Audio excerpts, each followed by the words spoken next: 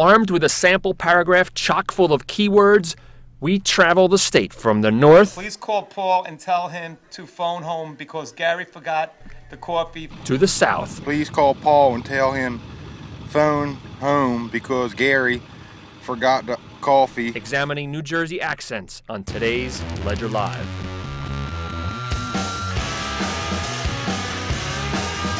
How you doing, Jersey? Welcome to Ledger Live. Today we are talking about how we talk, or is it talk? The New Jersey accent. You know, it's getting so much attention with the state featured on so many reality shows these days. Because it's going to cause drama, and I don't really want to go there. But that accent, is that really the way most New Jerseyans speak? How did you say that last word? Bagels. Bagels. Yes, bagels. All right. But I said bagels. You said bagel. Yeah. All right. I don't use that word too many times.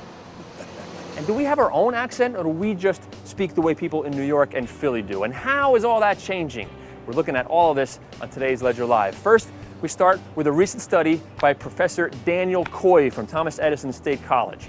Coy used as his baseline studies from the 1940s, 1960s, and 80s that showed a line roughly here, dividing New Jersey's dialect into the north, where people say things like coffee and dog, and the south, which is most noticeable for what linguists call the fronted O. Want some toast? I gotta pick up the phone. Then he surveyed thousands of people to see if that line had shifted. He found it had. It had moved southward, as shown in this chart, showing the great water ice Italian ice divide. Or this one, showing the chocolate line. Or the great hoagie sub-schism. What's causing all this? Well, it's migration and development patterns. Like all those Staten Islanders moving to Manalapan, they're taking their coffee with them. Gary forgot the coffee. Gary forgot the coffee. Gary forgot the coffee. Forgot the coffee.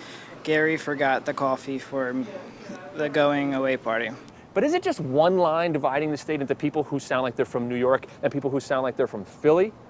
Well, linguists like Coy and another I interviewed, Daniel LeBove from the University of Pennsylvania, and he's a giant in this field, they think that that's pretty much the case. And there's really no way to tell, they say, between someone who's from, say, Totowa and someone from Long Island or New York City. But not everybody agrees. We can tell when someone's from Jersey City, like your parents, versus when someone's from, you know, the Bronx. Or yeah, I think Staten I can Island. tell. Now, these linguists say it's all the same accent. It's just a New York accent.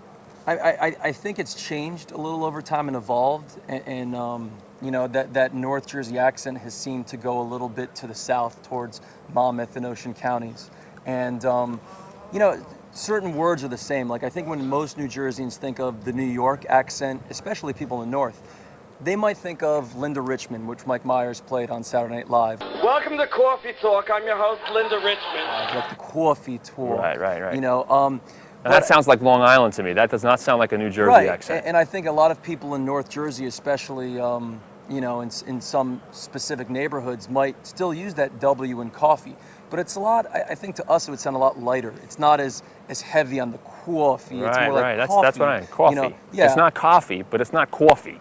It's kind of in the middle. It's kind of in the middle. It does come out for, you know, it's a generational thing. After traveling all 21 counties and interviewing scores of people for his film, Chernosky's pretty sure he's found more nuances than just New York and Philly accents in New Jersey.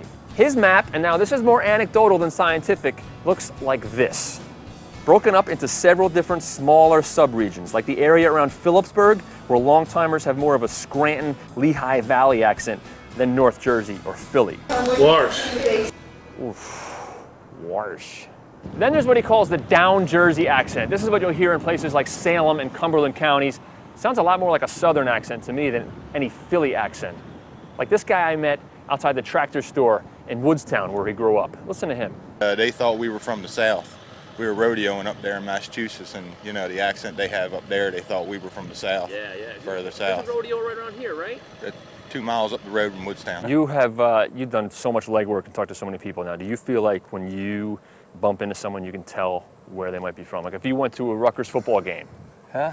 all right, and you could you walk around, and you feel like your ear is attuned to all the different New Jersey accents? It would be a fun game to play, actually. You know, you go into some Rutgers football games and it could be like a game show. We may have an idea here for another Ledger Live. Oh, you can, you know, Forked River or Mount Ephraim, like, You know, North Jersey people will usually get those wrong unless they went to Rowan or Stockton. So New Jersey is a tiny state, but you'd be hard-pressed to find a wider range of accents than any of the other 49 states.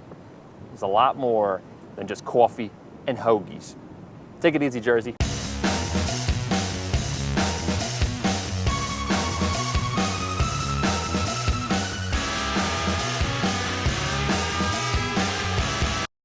Yeah, I went to the hospital the other day, and I went to see the doctor, and I said, Doc, there's something wrong with me. I'm acting like a dog. And the doctor says, how long has this been going on? I said, since I was a puppy.